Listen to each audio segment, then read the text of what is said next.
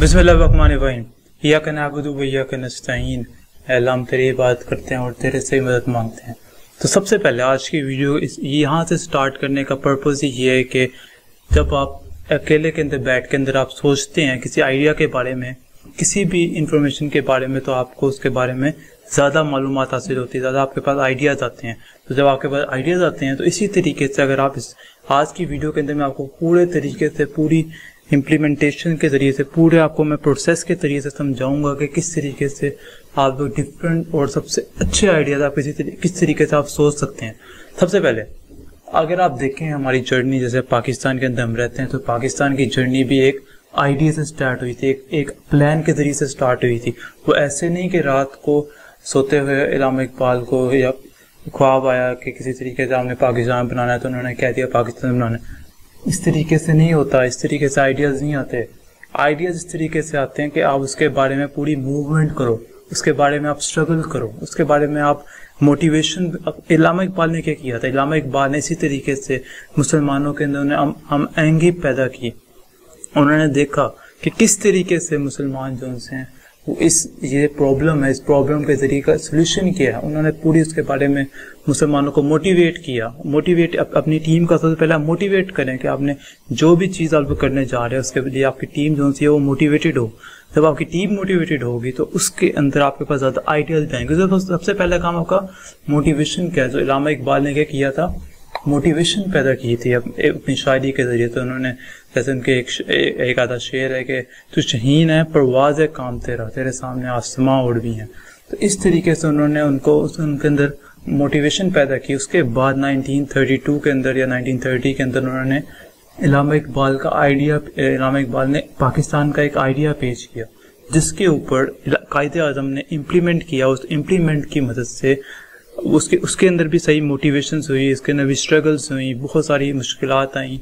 और फिर एंड पे जाकर इल्हाम इकबाल जब पाकिस्तान बना था उस टाइम वो नहीं थे, लेकिन उनका प्लान था जो कि आज तक आप देख रहे हैं कि उनका ये वाला आइडिया था। ये तो FYP के अंदर जो फाइनल ईयर प्रोजेक्ट है, ये भी $1 मिलियन क्वेश्चन इस वक्त है कि आप किस तरीके से उसका आइडिया आप किस तरीके से सिलेक्ट कर सकते हैं।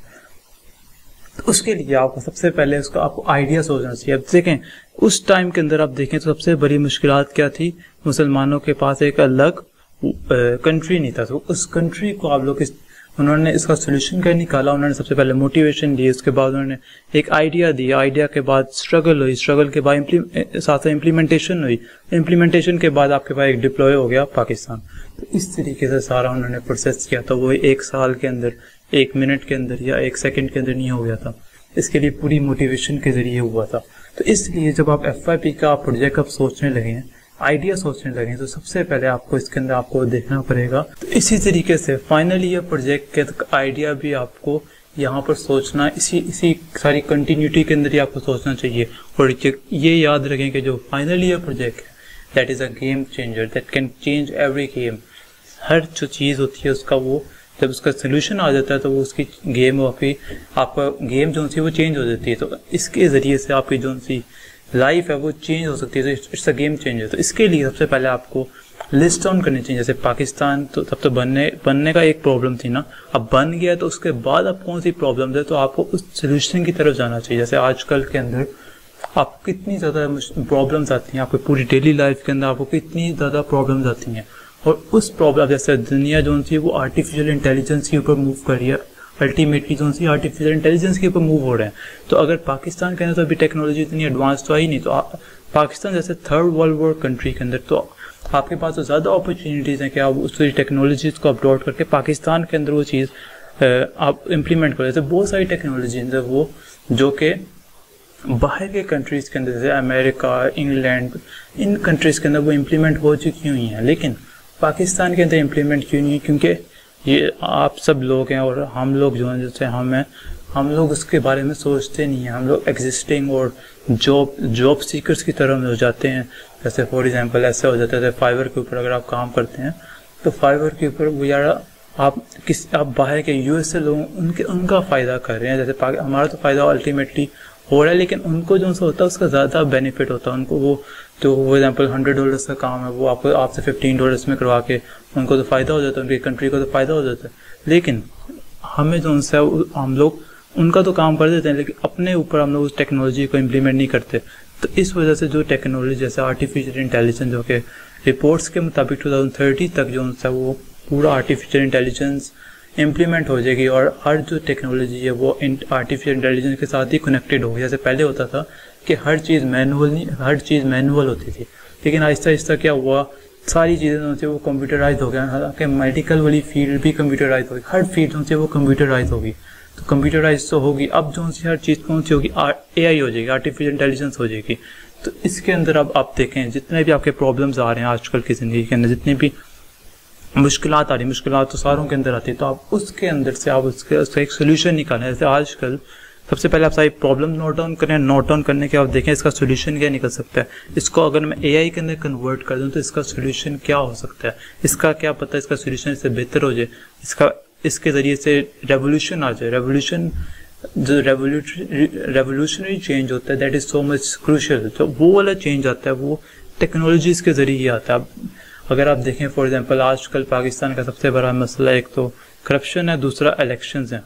तो ये दोनों जो पाकिस्तान के मसले हैं, इसको आप कैसे AI के ज़रिए से आप इसको चेंज कर सकते हैं और इसका आप सोल्यूशन निकाल सकते हैं। तो आप इस तरीके से इसका सोल्यूशन निकाल सकते हैं कि आर्टिफिशियल इंटेलिजेंस के अंदर आप कोई ऐसी टेक्नोलॉजी लाएँ, ऐसी एप्लीकेशन लाएँ, ऐसी वेबसाइट लाएँ कि उसके ज़रिए से ट्रांसपेरेंसी आए। ट्रांसपेरेंसी के ज़रिए से जो भी सारी करप्शंस की डिटेल्स हैं वो सारों के सामने आए। तो उसके इलेक्शंस का भी इसी तरीके से। तो जब भी आपने सोचना, सबसे पहले सोचना है कि ये जो जैसे इलामा इकबाल ने सोचा था कि कौन सा अब आपके सामने प्रॉब्लम है, तब पाकिस्तान बनाना प्रॉब्लम थी, अब इसको सही करना प्रॉब्लम है। तो ये जैसे वो इमरान खान के ऊपर ये भी आ रहा होता है, अगर आप इमरान खान के फ़ैन हैं तो आपको ये भी वहाँ पर आ रहा होता है कि उसने हमें हिंदुओं से हिंदुओं गोरों से आज़ादी दिलाई थी, तो ये जो है ये हमें यहाँ से आज़ादी, चोरों से आज़ादी दिला रहा है। तो ये है कि अब आप ऐसे इसको कैसे सोच सकते हैं, आप इसको ऐसे सोच सकते हैं कि इलामा इकबाल ने आइडिया दिया था उस वक़्त की प्रॉब्लम का, जो कि पाकिस्तान बनना था। आपने आइडिया देना है कि इसको चेंज कैसे करना है, इसको सही कैसे करना है, इस पाकिस्तान को रेवोल्यूशनरी चेंज कैसे लाना है, that is called revolutionary change. वो वाला तो आइडिया तब हो गया, अब वाला आइडिया वो आप लोगों ने सोचना है। तो उम्मीद करता हूँ कि आपको जितनी भी आपकी प्रॉब्लम्स होंगी वो आप लिस्ट डाउन कर चुके होंगे। सबसे पहले आपने स्टेप लिस्ट डाउन करना है, जैसे इलामा इकबाल ने लिस्ट डाउन की थी, उसके मोटिवेशन आई थी, उसके लिए सारों को तैयार किया था, अपनी टीम बनाई थी। उसके बाद आपने आइडिया सोचना है, उसका प्रॉब्लम्स का सोल्यूशन सोचना है कि इसका प्रॉब्लम ये है तो इसका सोल्यूशन भी ये होगा। प्रॉब्लम्स तो बहुत आसानी से निकल सकती हैं, इसका सोल्यूशन निकालना दैट इज़ योर जॉब। सो इसलिए आप लोग क्या कर सकते हैं, इसके अंदर आप इसके अंदर रेवोल्यूशनरी चेंज के ज़रिए से आप AI के अंदर, पाकिस्तान के अंदर चेंज ला सकते हैं। तो यहाँ से आइडिया सोचने के बाद आपने ये करना है, उसके लिए आपने सर्च करनी है, रिसर्च करनी है, रिसर्च करने के बाद इम्प्लीमेंट करना है, इम्प्लीमेंट के साथ साथ स्ट्रगल करनी है, और फिर आपकी वो एंड पर क्या होगी, डिप्लॉय होगी, आपका जो ड्रीम है दैट विल बी अकम्प्लिश। सो आज की वीडियो के लिए इतने। अगर आपको समझ आई है आज की वीडियो के अंदर तो लाइक करें, सब्सक्राइब करें, और अगर आपको इस तरह की और मोटिवेशनल वीडियो चाहिए तो नीचे आप कमेंट बॉक्स में लाजिम बताएं, और सब्सक्राइब करना ना भूलिएगा। तो आप मिलते हैं नेक्स्ट वीडियो के अंदर, तब तक के लिए अल्लाह हाफिज़। For more exciting videos, like, comment and subscribe my channel. Thank you so much.